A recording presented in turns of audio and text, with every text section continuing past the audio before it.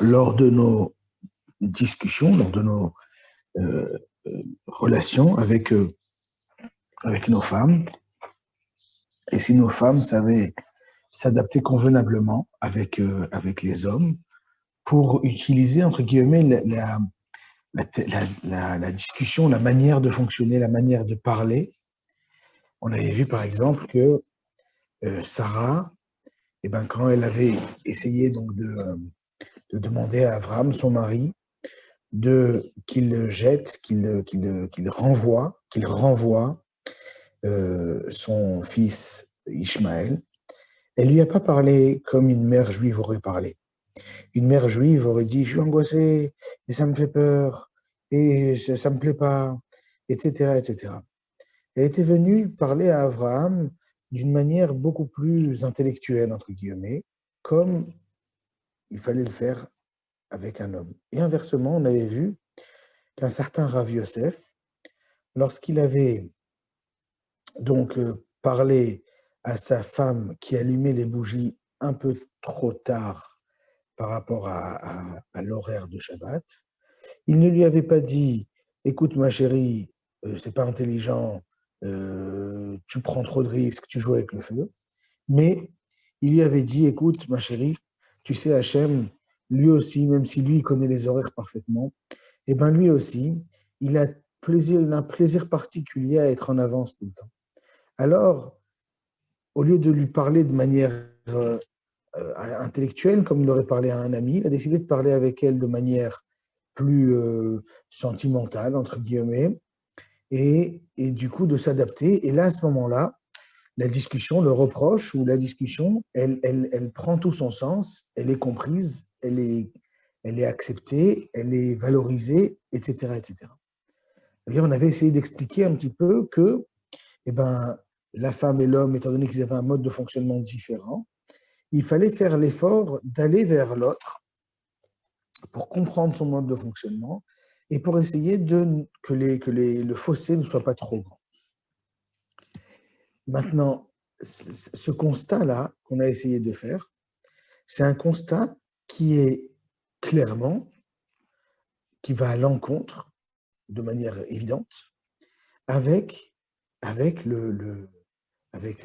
l'état d'esprit des 100 dernières années, qui est de promouvoir une égalité parfaite entre l'homme, entre les hommes et la femme, et les femmes. Et cette égalité, elle n'est pas forcément, même si le monde religieux juif ou des autres religions aussi, les juifs, il prend un peu plus de temps souvent pour que cette égalité ou ce vent de modernisme, il arrive à s'imposer. Il n'empêche quand même que, aujourd'hui, on voit on voit des hommes et des femmes à des places, à des rôles très importants.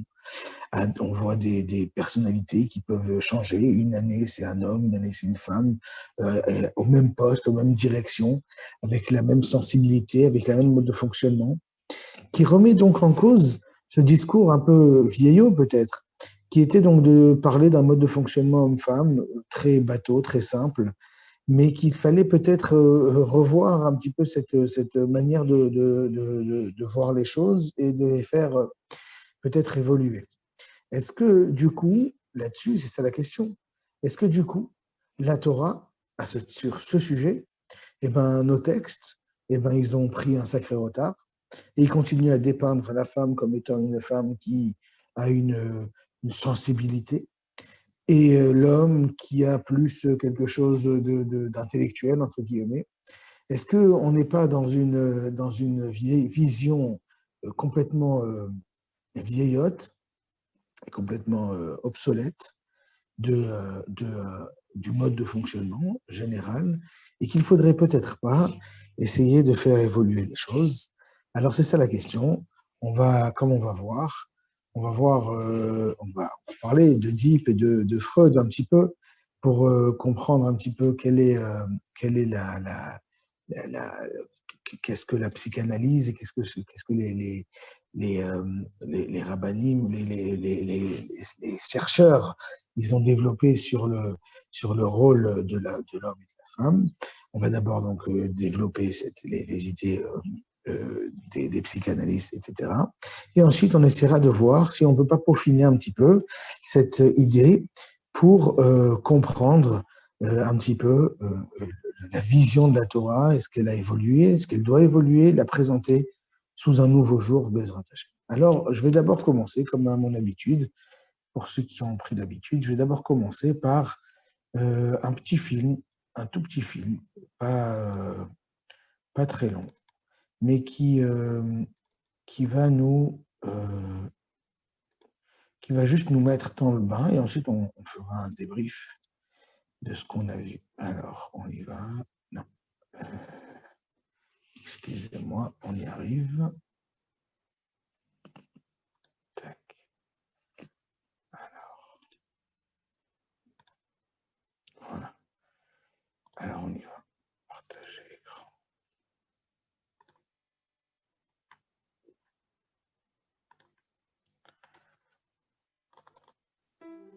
Elle, c'est Anna. Et lui, c'est Jean. Alors, attendez, on ne voit pas ce que je partage. Toujours le même problème. Une seconde. Au départ. Hop. Avec le son. Excusez-moi, on y arrive. Voilà.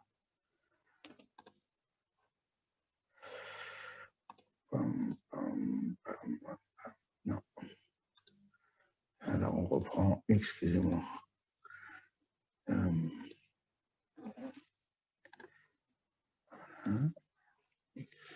Tac. Elle, c'est Anna. Alors. Non, toujours pas.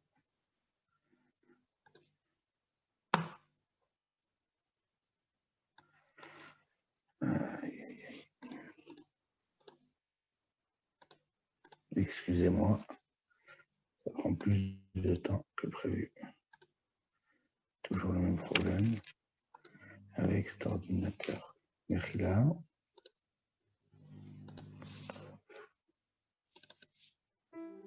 Elle, c'est Anna. Et lui, c'est Jean. Là, vous entendez le son, j'ai l'impression, mais vous n'avez pas l'image. Excusez-moi. On reprend.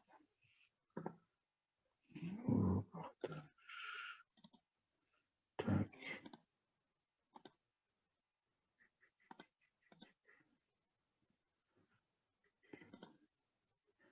Désolé, problème informatique. On va trouver une solution.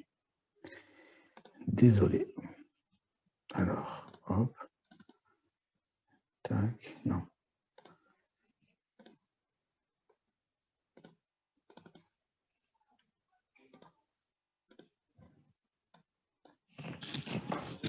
Voilà. Une seconde. Maintenant, excusez-moi. Voilà. Avec le son. Voilà. Elle, c'est Anna. Et lui, c'est Jean.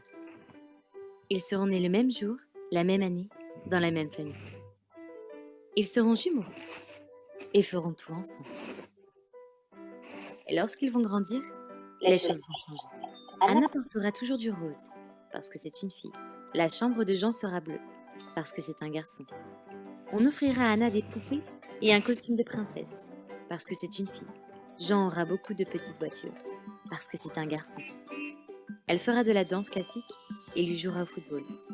Elle prendra soin de la maison et préparera le repas pour son petit frère, parce que les tâches ménagères sont le travail des filles. Qu'est-ce qui sera important pour lui? Ce sera de réussir. On attendra d'Anna qu'elle soit toujours jolie, mais quand elle travaillera, elle gagnera moins que lui. Ils grandiront dans un monde où les hommes sont incités à croire qu'ils ont plus de pouvoir que les femmes. Et ils pensent pour ces raisons qu'il est acceptable de faire ce qu'ils veulent avec les femmes. Pardon? Voyez-vous combien, par toutes ces différences de traitement, les filles sont désavantagées? Comment peut-on changer cela? Nous devons trouver une nouvelle manière d'éduquer nos enfants. À la maison, à l'école, partout. Nous devons promouvoir un environnement qui fournit les mêmes droits et les mêmes opportunités à tout le monde. où les responsabilités et les tâches domestiques sont partagées de manière égale. Pour qu'à l'avenir, Jean ne pense pas qu'il a plus de pouvoir qu'Anna.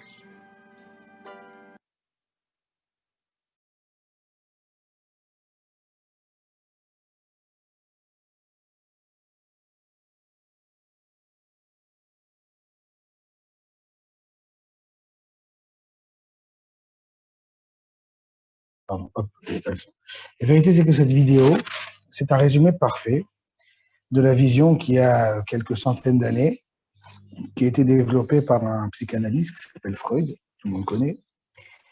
Freud, il développe que, en fait, depuis sa tendre enfance, le garçon, il se rend compte qu'il a un corps qui est différent de celui des filles. Et alors, il a une angoisse. Son angoisse, c'est tout simplement, est-ce que lui aussi, il ne va pas perdre ce qui fait de lui un homme? La peur de ce qu'on appelle la castration. Donc pour Freud, un père, un enfant, un garçon, toute sa vie, il a une angoisse terrible. C'est que ce qui fait de lui un homme disparaisse. Et donc, à ce moment-là, il voit que l'homme fort, c'est son père, et que ce serait lui donc qui serait susceptible de lui faire disparaître. Alors, à ce moment-là, eh ben, selon Freud, le fils, il commence à détester son père. Ça va créer ce qu'on appelle le syndrome d'Oedipe. Inversement, il va y avoir donc la fille, et donc lui, l'enfant, qui a peur de son père, qui pourrait lui enlever son côté masculin. Et ben, c'est ça qui pourrait créer cette angoisse. Et inversement, on va avoir cet attachement, il va avoir un attachement tout particulier avec sa mère. Et inversement, la fille, elle croit qu'il lui manque quelque chose. Étant donné qu'elle angoisse qu'il lui manque quelque chose, donc toute sa vie, elle va essayer de chercher à le récupérer.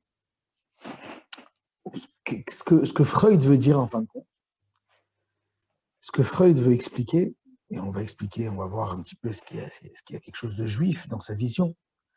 Mais ce que Freud veut expliquer, en fin de compte, c'est que la place de l'homme ou la place de la femme, en fin de compte, cette place, elle n'est que la suite logique de cette découverte qu'est le corps humain, qui va donc s'imposer de manière obligatoire et de manière éternelle à l'intérieur de sa vision des choses, à l'intérieur de sa personnalité. Étant donné qu'il est comme ça, qu'il se voit comme ça, alors du coup, il va devoir développer une manière homme de vivre. Et en tant que femme, il va développer une manière femme, et une femme, elle va développer sa manière femme. Et donc, cette vision-là d'un monde homme ou femme, comme on l'a expliqué il y a 2 semaines, et comme Freud le présente, c'est en fin de compte, selon lui, quelque chose qui est intrinsèque, quelque chose qui n'est pas changeable, quelque chose qui va s'installer à l'intérieur de la personnalité et qui ne va pas bouger.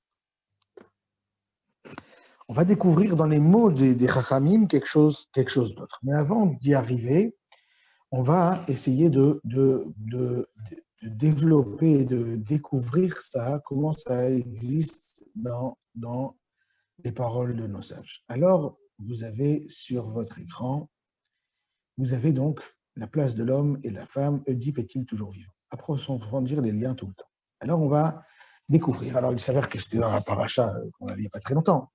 Mais on va découvrir la chose suivante. Vayomeru. Alors, c'est une Gemara. La Gemara, elle parle. Et la Gemara, elle nous mentionne cette discussion qu'il y a eu entre les anges qui sont venus pour parler à Abraham et Sarah et Abraham. Vayomeru elav aye Sarah ishtecha. Il lui demande, Vayomeru elav, il lui demande à Abraham, aye Sarah ishtecha, où est ta femme Sarah? Où est ta femme Sarah? Vayomer, il leur répond, Inebaoel, elle est dans la tente. Léodia, cela vient nous apprendre, une première étape, cela vient nous apprendre, Léodia chez Sarah Imenu tsnoa ita, que Sarah Imenu, c'est une femme qui était tsnoa, qui ne voulait pas forcément se montrer de manière exagéré. Et donc, s'il y avait des invités, elle avait donc décidé de rester à l'écart un petit peu et de laisser son mari gérer ça. Rav Yehuda, Amara, Viti Rav Yitzhak. Rav Yehuda au nom de Rav Viti, il y en a qui disent que c'est Rav Yitzhak. Yodim Ayum Malachi Asharet chez Sarah Imenu Baorel. Bien entendu, étant donné que c'est des anges qui parlent à Abraham, ils savent pertinemment où est-ce que Abraham Avinu, où est-ce que Sarah, pardon, se trouve. Alors pourquoi est-ce qu'ils leur demandent, pourquoi est-ce qu'ils demandent à Abraham? Et là, Maï Baorel nous dit la Gemara, mais alors ça veut dire quoi qu'ils lui ont dit qu'elle était de Baorel, qu'elle était dans la tente? Pour faire en sorte, nous dit la Gemara, les anges ont délibérément posé la question à Abraham, où est ta femme? Pour que Abraham réalise la grandeur de sa femme. Alors, juste qu'on prenne conscience. Abraham et Sarah, ils ont plus de 90 ans. Ils sont mariés depuis 60 ans. Alors qu'on dise à un jeune fiancé, tu sais, cher fiancé, ta jeune fille, c'est une fille super, oui, ça aurait un sens.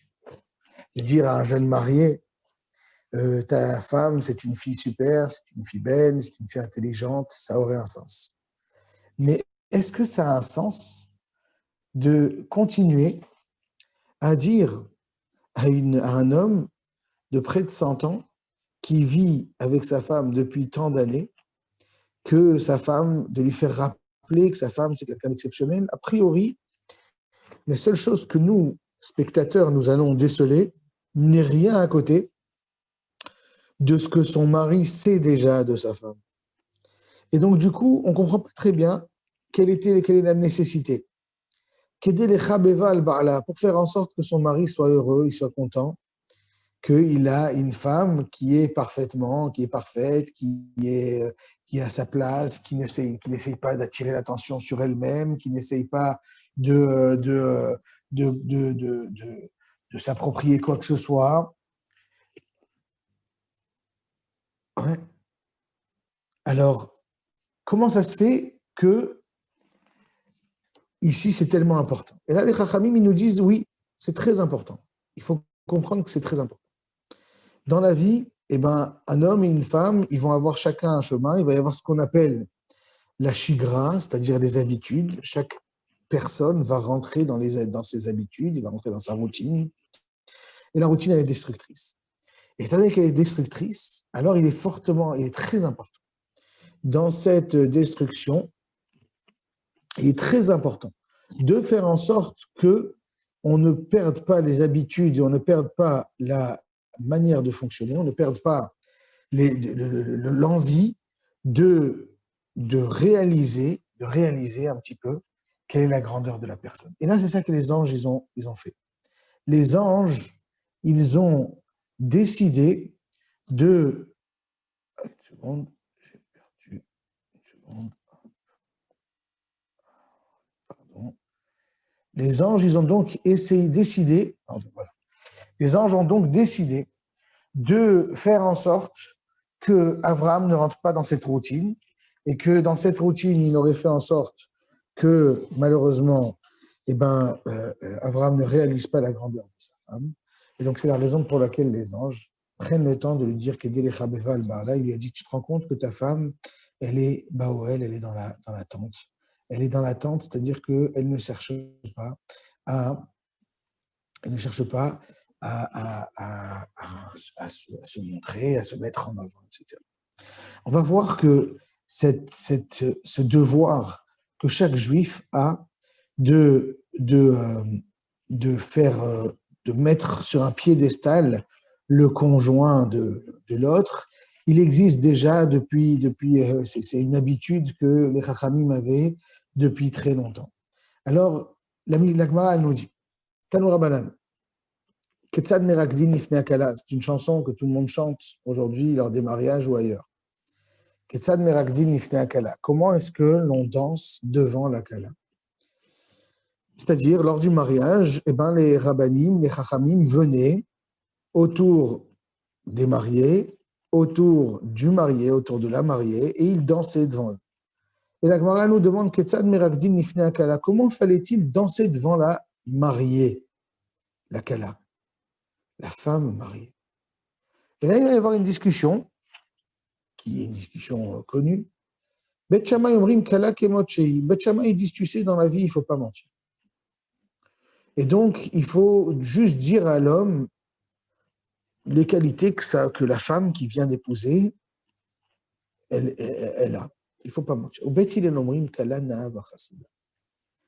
Bet Hillel nous dit, il faut que ce soit qu'on dise à se marier, ta femme est belle, ta femme est juste, ta femme est une fille très bien, est une femme très tzadékette, très, très grande femme.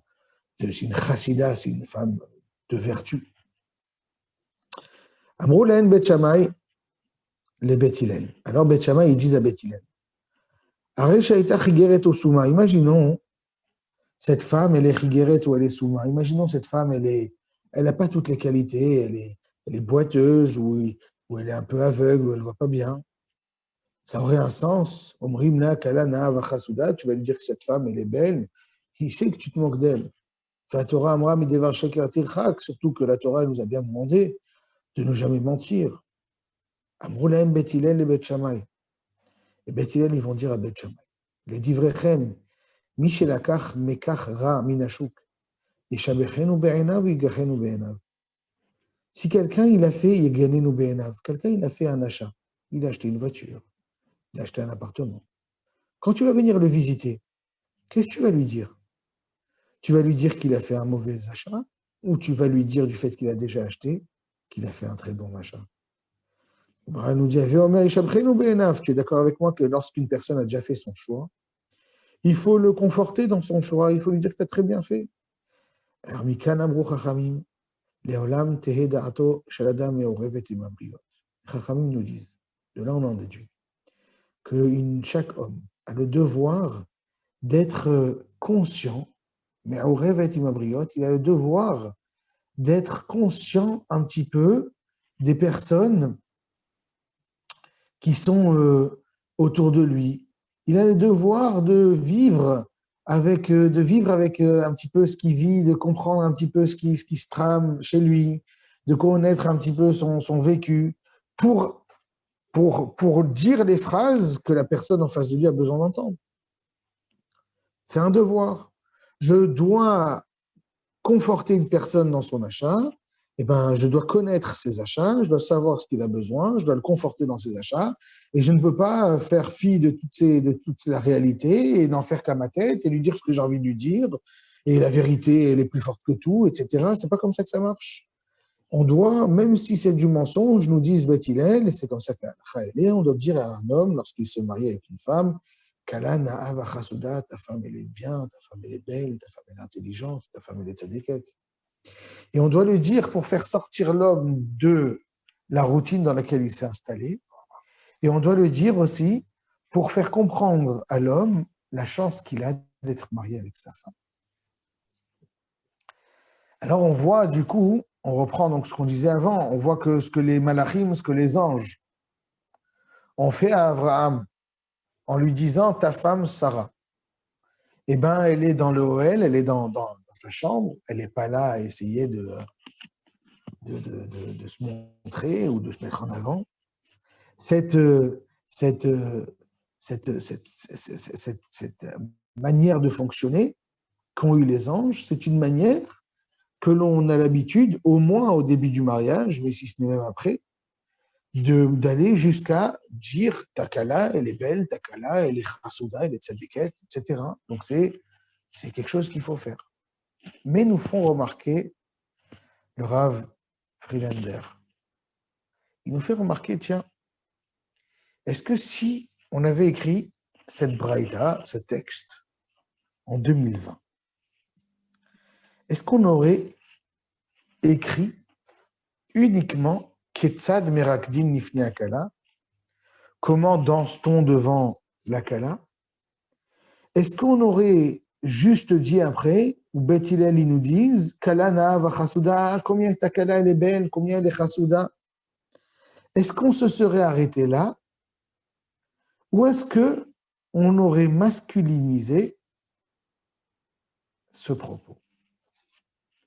Il est évident qu'en 2020, au même titre qu'on a trouvé le besoin de dire qu'Alana Vachasuda au mari, que le mari il a fait le bon choix, par souci d'égalité, en 2020, on aurait exigé des rabbins qu'ils aillent dire Khatan, Nae, Vechasoud. Que le Khatan, que le marié, l'homme marié, eh bien lui aussi il est beau. Et lui aussi c'est un garçon bien, c'est un garçon chassid, c'est un garçon qui évolue, qui est avancé. C'est évident qu'en 2020, par souci d'égalité, et ça aurait été une erreur, c'est ça qu'ils nous disent nos sages, on aurait voulu faire cette égalité. On aurait voulu impérativement qu'il y ait les deux exemples, que Beth Hillel nous dise ça pour la femme et qu'on dise ça aussi pour l'homme. Et ça aurait été une erreur, nous disent nos sages. Alors on va essayer d'expliquer pourquoi. Et donc on va juste faire un petit peu d'ordre dans ce qu'on a essayé de proposer ce soir. On a commencé donc à rappeler rapidement ce dont on avait parlé il y a 2 semaines, à savoir que lorsqu'un homme va essayer de parler à sa femme, eh ben, il a le devoir d'essayer de faire en sorte d'adapter son propos pour se mettre dans le mode de fonctionnement de sa femme. Et inversement, pour la femme, qu'elle se mette dans le mode de fonctionnement de l'homme pour essayer de lui parler. Et lorsqu'elle va lui exprimer sa manière de parler, l'homme n'a pas besoin de faire de traduction, et donc du coup, il va très bien comprendre, a priori, ce que sa femme lui propose. Ce n'est pas toujours facile, c'est même parfois très difficile, et parfois on va demander, justement, ce qu'on disait à la fin du cours de la dernière fois, il y a 2 semaines, et ben on va demander à l'homme peut-être de faire une écoute active, d'avoir une écoute, ou à la femme, d'avoir une écoute dans laquelle lui-même il fait la traduction, dans le sens qu'il arrange. Mais on a donc commencé par proposer ce rappel un petit peu qu'on avait expliqué que l'homme, ben, il avait une proportion à intellectualiser les choses, la femme plus à les rendre plus fines ou plus, on avait proposé plus sentimentales ou plus sensitives. Et on avait fait remarquer que pendant des siècles, maintenant, ça fait quelques siècles, qu'on se bat pour une égalité totale. Alors, ce que les goïms, ils ont prévu pour casser cette égalité, ils disent donc qu'il est impératif d'offrir des voitures aux jeunes filles pour qu'elles jouent avec des voitures, qu'elles jouent avec le ballon. Il est impératif de ne pas habiller les filles en rose et les garçons en bleu. Il est impératif de faire une égalité dans le travail, etc. Il est impératif de faire cette jonction. Et ça, c'est la ligne droite, parfaite, comme on l'a expliqué, de la vision oedipienne de Freud dans le rapport de l'homme et de la femme, qui était donc de dire que l'homme, eh ben, avec son corps, eh ben, il avait très peur de perdre son égal, mais pas la même. À propos de quoi, Kevin, par contre, égal, mais pas une égalité, mais pas la même. Il faudrait m'expliquer, je ne comprends pas très bien. C'est la fin d'une phrase, mais je ne sais pas laquelle. Donc, je ne pourrais pas réagir à votre commentaire. Mais donc, Oedipe qui disait que l'homme, que le garçon, eh ben, il avait peur de perdre son côté masculin. Et donc, du coup, pour lui, la force qui était son père, eh ben, menaçait son côté masculin. Et donc, du coup, il s'approchait de sa mère. Inversement, la fille, elle a peur qu'il lui manque quelque chose. Donc, toute sa vie, elle va rechercher un petit peu à s'imposer, à avoir ce côté masculin. Parce qu'elle a peur, elle a l'impression qu'il lui manque quelque chose dans son corps. Et Freud a l'air de dire des phrases qui ont l'air presque sorties tout droit d'un livre de religion, parce qu'en fin de compte, il a l'air d'expliquer la raison pour laquelle Dieu aurait créé l'homme ainsi et la femme ainsi. Mais oui, ils sont égaux que les femmes, ils ne sont pas les mêmes. D'accord, peut-être, c'est vrai, comme le dit Kevin, les hommes sont égaux aux femmes, mais ils ne sont pas les mêmes. Alors c'est exactement ça qu'on essaye d'expliquer. C'est exactement cette notion qu'en fin de compte, l'égalité que les hommes que les femmes ont recherchée, en fin de compte, ce n'est pas forcément une égalité qui va faire en sorte qu'on est obligé de féminiser les hommes ou de masculiniser les femmes ou d'amoindrir les tempéraments ou je ne sais quoi. On a le droit d'avoir une forme d'égalité dans le travail, dans les tâches ménagères peut-être aussi, mais pas forcément dans... La Torah n'y voit aucun inconvénient, mais pas forcément dans les particularités. Et donc, après, on a fait remarquer que la Torah, elle nous fait remarquer que lorsque Avram Avinu, eh ben, il a reçu les anges, on a voulu lui faire montrer combien est-ce que sa femme, elle était grande. Et qu'est-ce qu'on a montré pour montrer que sa femme était grande? Ben, on a montré que sa femme, qui est, je vous le rappelle, Sarah, qui est, selon Hachem lui-même, une plus grande prophétesse que Abraham. Et cette plus grande prophétesse, plus grande encore que Abraham, eh ben, elle restait dans le Ohel, elle restait dans la tente. Et on veut faire remarquer à Abraham, un homme de 100 ans, que sa femme, c'est une femme bien.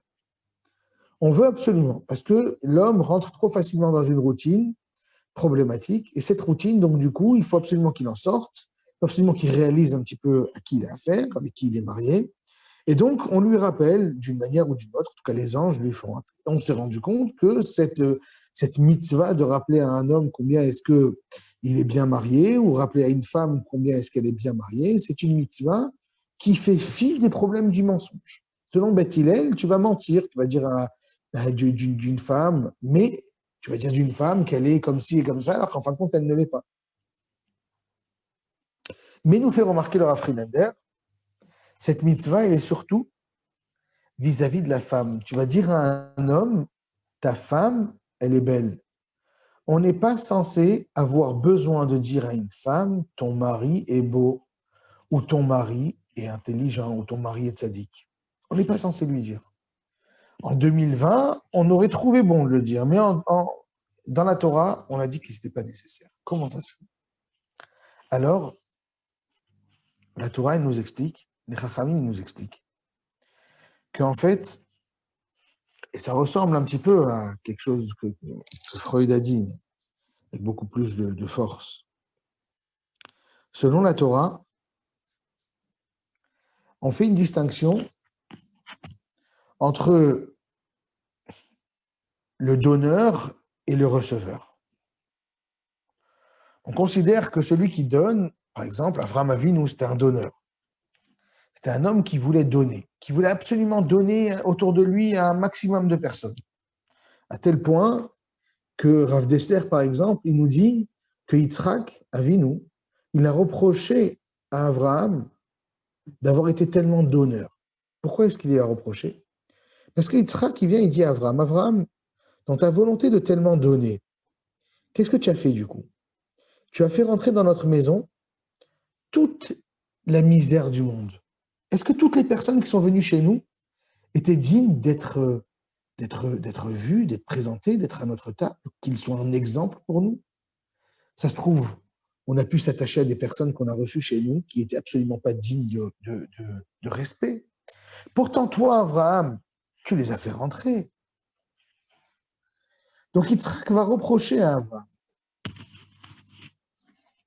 le fait qu'Avraham a été un donneur, mais un donneur exaspérant.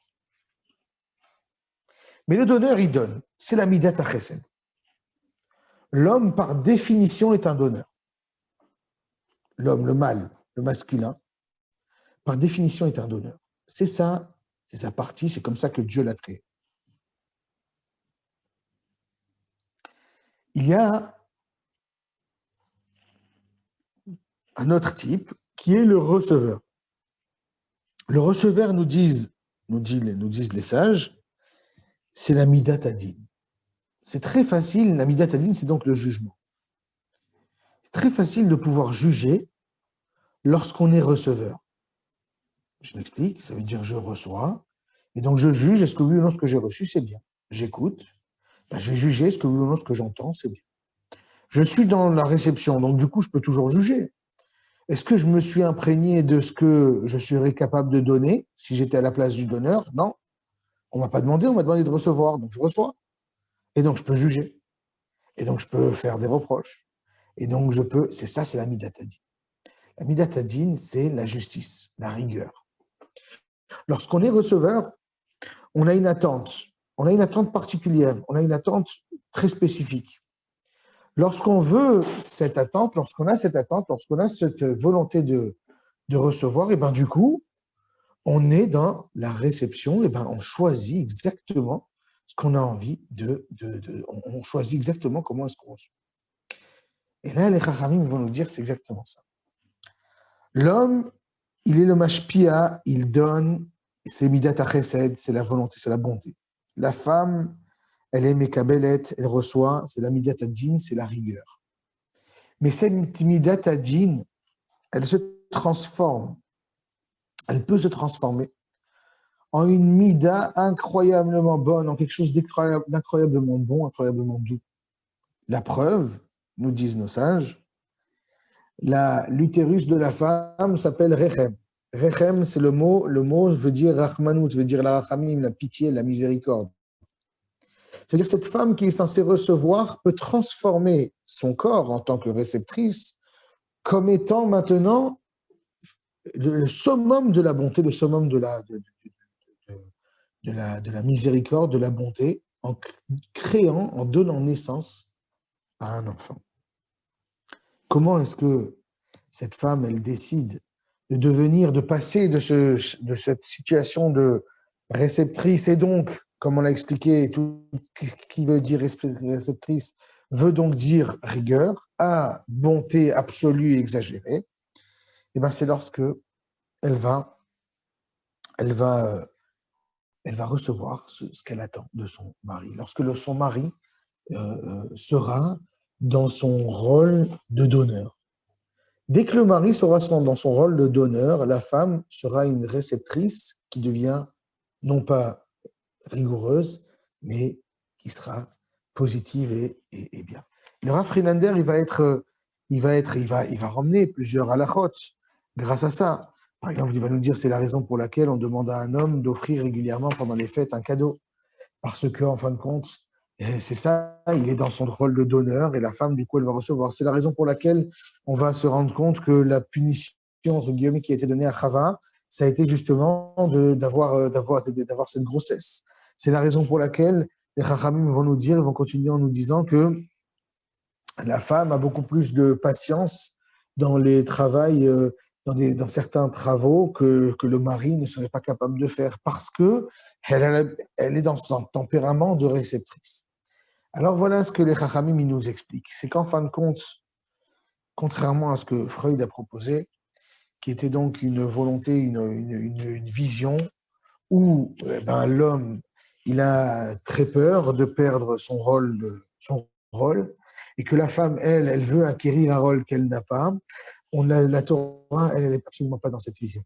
La Torah, elle parle que même si, en fin de compte, ça ne s'exprime pas dans les occupations, parce que chacun peut avoir l'occupation qui lui plaît, et il n'y a pas de règle là-dessus, même si dans les occupations, chacun fait ce qu'il veut, et que là-dessus, la Torah n'a jamais été sexiste, elle n'a jamais mis la femme dans un endroit qui n'était pas, elle n'a jamais exploité la femme, mais elle a mis la femme comme étant, elle a exprimé que la femme, exactement comme Hachem l'a créée, était une réceptrice. Et en tant que réceptrice, elle avait cette midat hadin, cette rigueur, mais cette rigueur pouvait partir dès lors que le mari remplissait les attentes que la femme a. Et lorsqu'il va faire réellement son rôle de donneur, de Baal Chesed, de bonne volonté, alors à ce moment-là, la femme, elle aura reçu exactement ce qu'il lui faut, elle la retrouvera dans une midat hadin. Et donc, à la question qu'on s'était posée au début, est-ce que Oedipe est mort? Est-ce que Oedipe est vivant, pardon? Justement, voilà, Oedipe est complètement mort parce que depuis le début, il n'avait pas compris. Et toutes les personnes après Freud, ils ont réellement compris qu'il fallait ne plus voir juste un homme qui a juste peur de perdre sa place et une femme comme étant une volonté de prendre une place qu'on lui aurait enlevée à sa naissance. Mais rien de tout ça, en fin de compte. Chacun est à sa place, chacun comprend. Et le plus difficile, c'est que chacun il arrive à comprendre l'autre. Et lorsqu'on fera cet effort de comprendre l'autre et qu'on sortira de cette routine comme les malachim ont essayé de le faire, ont décidé de le faire avec Avraham Avinu, à ce moment-là, on pourra envisager peut-être une sortie de ce cercle vicieux et de pouvoir arriver à une osmose, à une paix dans le couple. Alors, voilà, quand on regarde Beth Hillel, qu'est-ce qu'il nous dit? Beth Hillel nous dit Kala Na'a Vachasuda. La femme, elle est belle, et la femme, elle est juste. La femme, elle est Mekabelet, elle reçoit. Elle a la midatadine, mais elle est belle et elle est juste. À l'homme, on ne lui demande pas d'être beau et juste, forcément. Mais la femme attend de son mari qu'il soit beau et juste, qu'il soit juste en tout cas. Mais on ne demande pas à l'homme, et on ne demande pas à des anges de venir rassurer madame que son homme, il est à sa place. C'est pas, on n'a pas besoin de le rassurer à la femme. La femme, quand elle va voir ça chez son mari, elle sera rassurée. Alors, voilà, en deux cours, en fin de compte, on a essayé de parler du couple moderne et de l'évolution de ce couple et de la vision qu'en ont les chercheurs, les sociologues, les psychanalystes, etc. aujourd'hui, et comparer avec la Torah. Si vous avez des questions, je vous invite à les poser. Sinon, je vous souhaite une bonne soirée.